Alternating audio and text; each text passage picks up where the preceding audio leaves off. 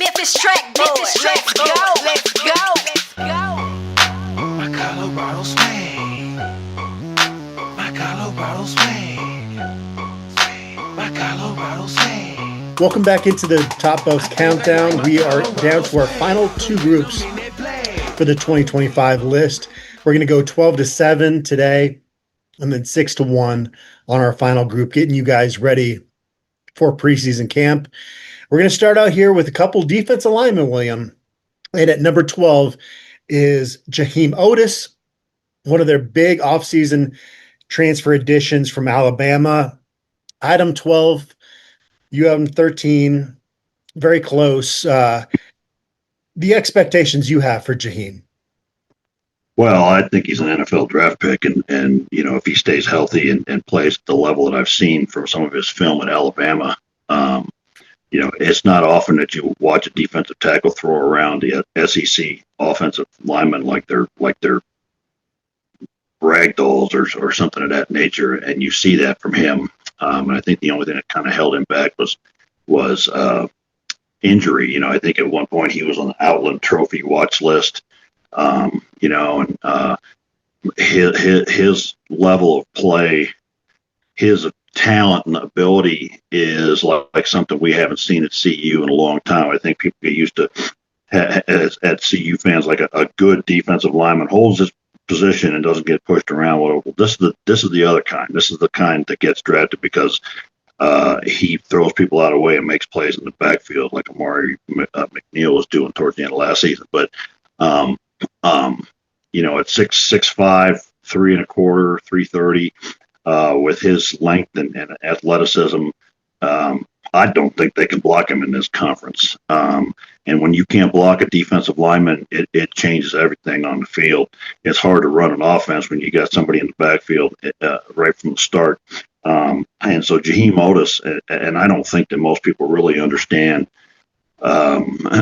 what kind of disruption this type of defensive tackle provides to an offense. And you know, longtime CU fans, all I got to do is say, go back to those first years in the Pac-12 and playing Utah with those dudes, right? Or playing against Ndamukong Suh, you know, against Nebraska.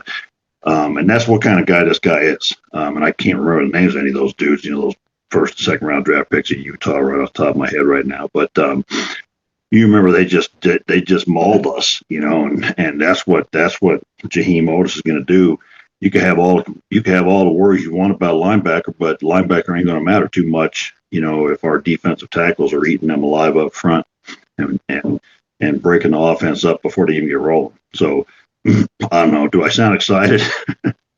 Yeah, I mean, you should be, because to piggyback on your point, out there in Tuscaloosa, they're talking about him being a first-round draft pick in a couple of years. And to your point, he suffered injuries, and they're Alabama, so they have a lot of guys. You can get Wally pipped.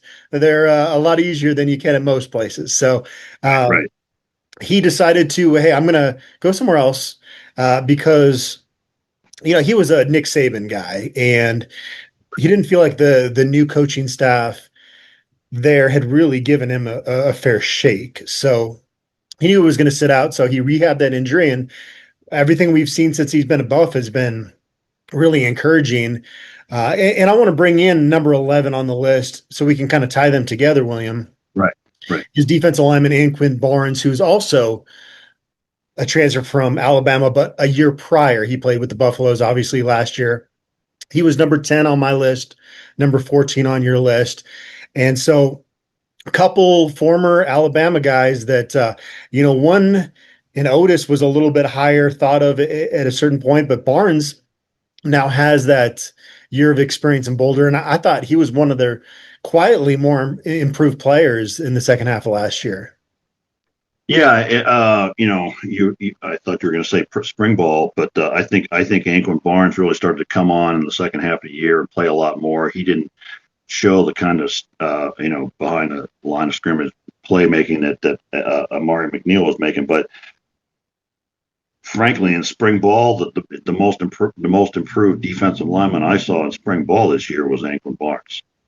He really took that game to a new level, and that's why I have him ranked as high as I do, up at 14 on this team, because I think he really, Anquin Barnes is another guy just like Jahem Otis, man, 6'5", 3 1/4, got that same kind of length and athleticism or whatever.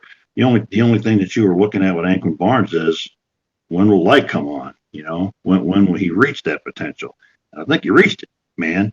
And so if we have Anquin Barnes and Jahem Otis both playing together on the interior of that defensive line, I don't think there are many lines or any lines in this conference that can block those two dudes. And then you throw in Omarian Miller into the picture, and holy crap, if you aren't excited about this defensive line, I don't know what to tell you, because these guys got talent, and we haven't seen the kind of size. Even Omarian Miller, with everything he does, he's still only like a 6'4", 305 pound kind of guy, and it's kind of funny to say he's only 305, little guy, little fella. Pick him up, put him in my purse. But when you see the size of Otis and Barnes out there together, they're going to dwarf offensive linemen, man, and they're going to throw dudes around, and it's just going to be beautiful from our perspective to watch. So I think both of these guys have similar levels of talent, similar size, really similar everything, and I think they're both going to be NFL draft picks if they have the kind of season that we're all hoping for this year. How much do you think Otis and Barnes will be on the field at the same time together? I don't know. Well, I look at this defensive line group, and really the hardest part of this defensive tackle group is how do you get enough playing time for all of them? And so that's a hard question, I think, for Joe Pecco and for Warren Sapp. Is how do you pair these guys up? Because like I said, you put Barnes and Otis out there together with Omarian Miller, there ain't many lines in the country that could be able to block those three guys, right?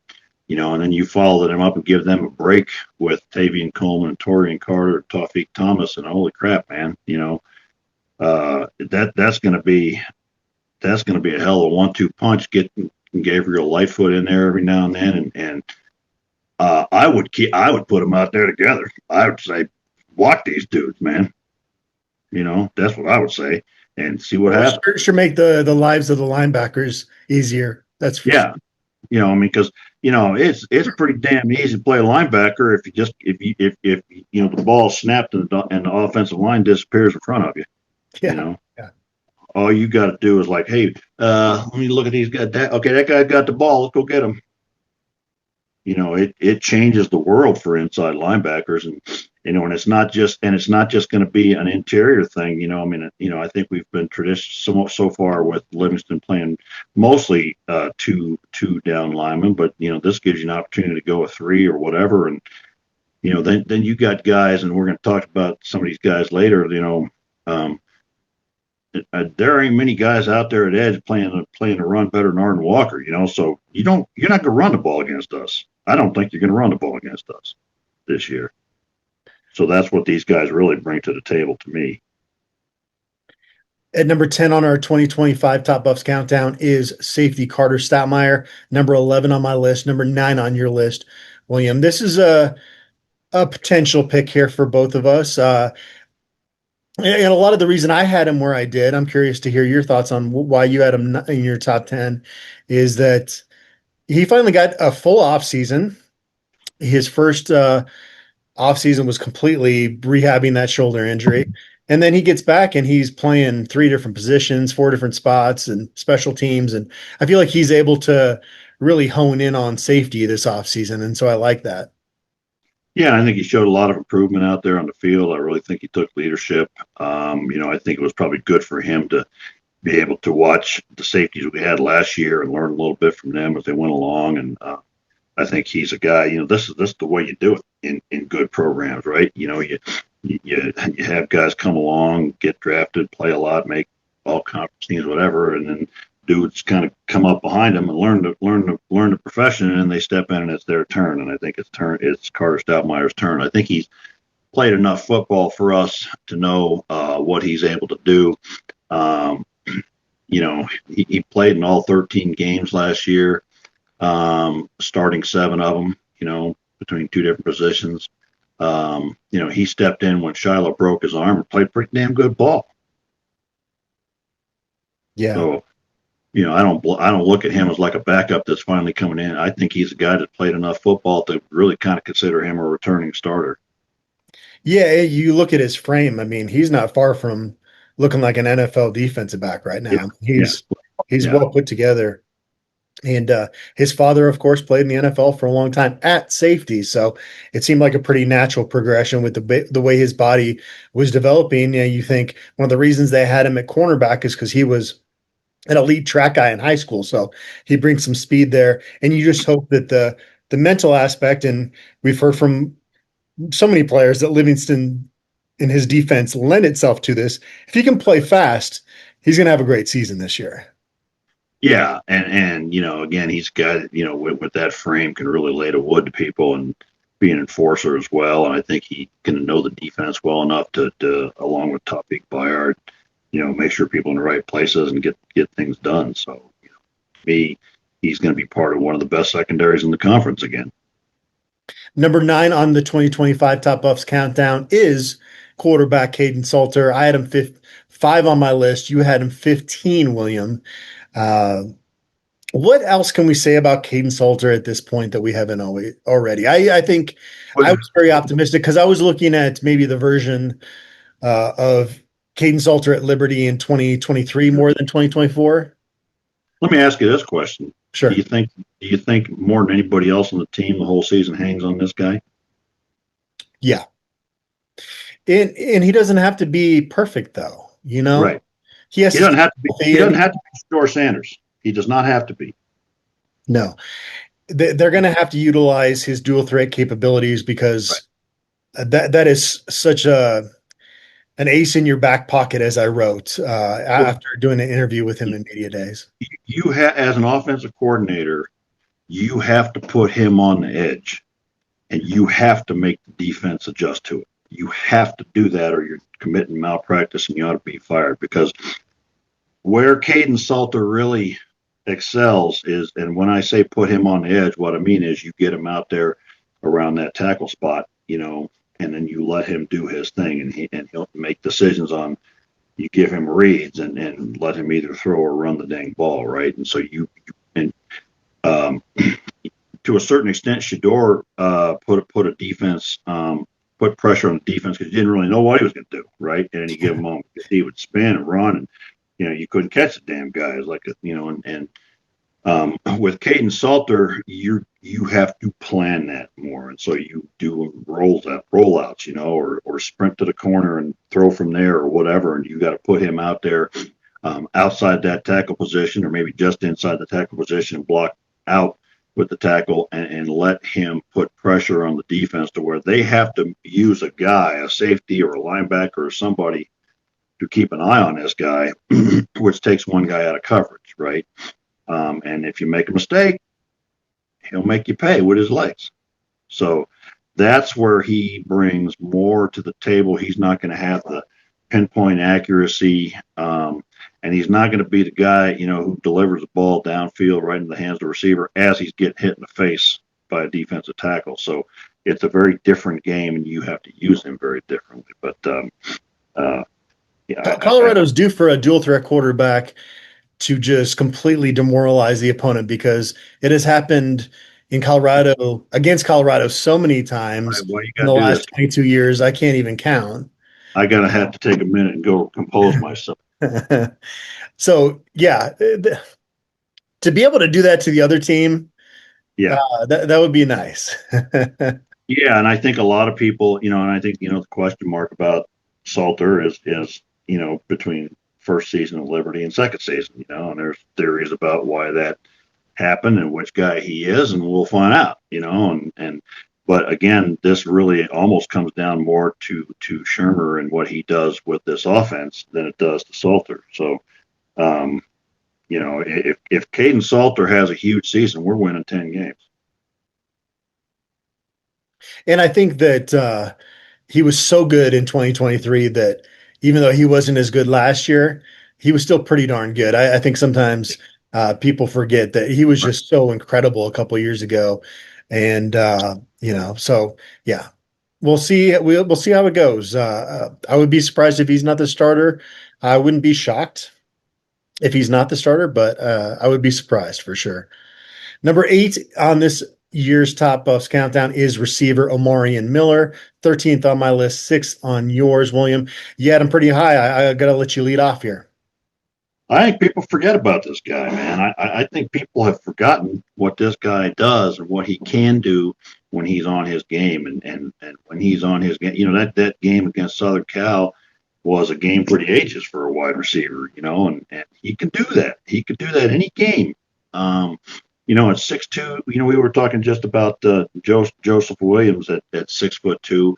Omari Miller's an entirely different 6'2", man. He's in a 6'2", 210 can run and has athleticism far beyond, I think, Joseph Williams. And Omari Miller, is a guy who could play his way into the top couple of rounds of the draft this year because he's got that kind of ability and skill.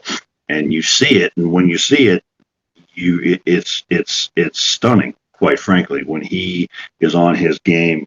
And I just sort of feel like he's a forgotten guy this summer for some reason. Everybody saw Draylon Miller at the pro day, and everybody's ranting and raving about Draylon Miller, as well they should, but they forgot about this guy, feels like to me. And the reason that Shedeur had Draylon Miller at Timey Day is that he could fill in that running back role for the routes. They had their 4 NFL receiver prospects out there, and Draylon was in the backfield. He was still able to get out and run some routes and everything. But yeah, I think it was more about just Draylon's versatility why he got chosen there. But yeah, it wasn't just the second half against USC. It was also the first half against Kansas State last season. And then he suffers that injury. So we've seen it a couple times. The reason I had him at 13, and that I think that's pretty high, especially when you look at how deep that group is that I just wanted to see a little bit more consistency out of him. Some of that has not been his fault. He's been an underclassman with veterans around him, and he got hurt last year. But yeah, I do want to just see that consistency day in and day out shine through. And it wouldn't shock me if when we re-rank this top ups countdown that it's closer to what you had him at number 6, because I can see that. Yeah. And I think, it's going to be a bold statement, but I think just in terms of raw talent, size, speed, the whole package, the only wide receiver on the team more talented than him last year was Travis Hunter, in my view. Now, he hasn't put it together the way that LeJohntay Wester or Jimmy Horn Jr. has yet, but he's significantly bigger than those two guys. You're talking like upside, right? Right. Yeah. But this guy almost has, I don't know, I'm getting a little crazy now, but that big wide receiver for Georgia that was the number 1 AJ Green. Yeah, that kind of abilities, man. And if he puts it together and gets to that level, holy cow, that'll be fun to watch. Last one in this group for the 2025 Top Buffs countdown is number 7, Edge Samuel Oaken Lola. Look at us, both 8th on our list.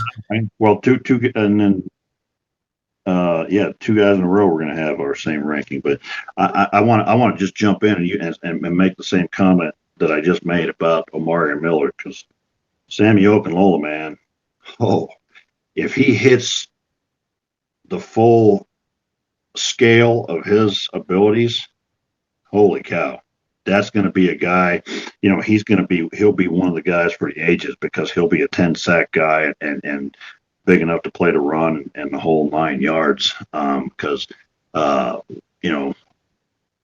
he's one where I watched him, and he played in all 13 games last year with 10 starts, but he just didn't ever quite find that rhythm or something, whereas, you've seen he had 5 sacks at Pitt before he got here. and 6'4", 250, 260-ish, somewhere in that range with his length and athleticism. This guy's another potential first round pick. And I know I've been saying that a lot, but holy crap, this guy has everything you want at the edge position. And you put him across from Arden Walker, and you've got two of the premier edge players in the conference, in my opinion. And kind of like you said with Omarian Miller, Samuel Oaken Lola almost feels a little forgotten just because he wasn't out there this spring. And because Arden has gotten a lot of deserved attention, and Tajay hit the portal, there's been focus on other parts of that edge group. I feel like in recent months that Samuel Oaken Lola is not this guy that really enjoys the media. We've talked to him, and he seems like a great kid, but it's not. You can tell that's not in his wheelhouse. So he's just a little bit more under the radar, I guess. But the production, it seems like it's going to take off. I agree with you. And I think that like everybody, it seems like judges edge players by the number of sacks they get. Okay, and fair or not, I don't know. That's just the way it is. But you look at the numbers that Sammy put up last year: 8 quarterback hurries, man. 3 sacks. So there's 11 right there if he gets to that quarterback one step sooner. 7 tackles for loss. That ain't nothing, man. 3 third down stops. So he is putting together a lot of different things in his game, and each one of those I think is going to get bigger.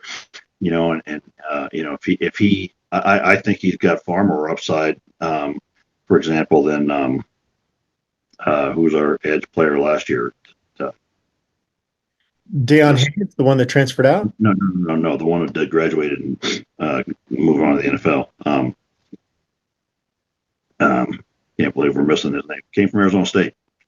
Oh, BJ Green. I was looking at him more as like a defensive end, but yeah, he's an edge guy too. You're right. Yeah. Yeah, and I think that Samuel Oaken Lola has far more upside than he does. So there's just a lot here to watch for. And I think he's as exciting a player as we've seen at that edge position in a long time. And this may be the year that he puts it all together and really dominates. This is not too much of a spoiler, but we got one more edge guy goes. And if you've been listening to our podcasts this off season, you know who that is. We're big fans of his. Anything before we close this one out and get into the top 6, William? No, I just think that I don't know. If you didn't pick up my excitement about this group of 6 dudes, man, I guess you haven't followed me before, because this is short of if we ranked all the offensive linemen, I'd be have fun with that. But you look at this group of dudes, man, and 6 guys in this group, and I think every single one of them got the potential to play on Sundays.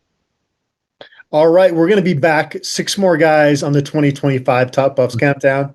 Thanks for tuning in. Do you want to add something? Well, I was just thinking to myself, it just occurred to me, like at any time in the last 10, 15 years, I think any one of these 6 dudes would have been in the top 6 that we just talked about today. Yeah. Well, maybe. Well, I'm just saying, look at the teams we had the last couple of years, and where these guys fit on. Well, we went back and talked about that 2022 list. I don't think we need to go down that rabbit hole again, do we?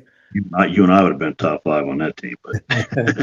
Oh man! All right, brighter times in Boulder are happening right now. We're going to be back with the top 6 on this year's Top Buffs Countdown later this week. We're going to get you ready for preseason camp.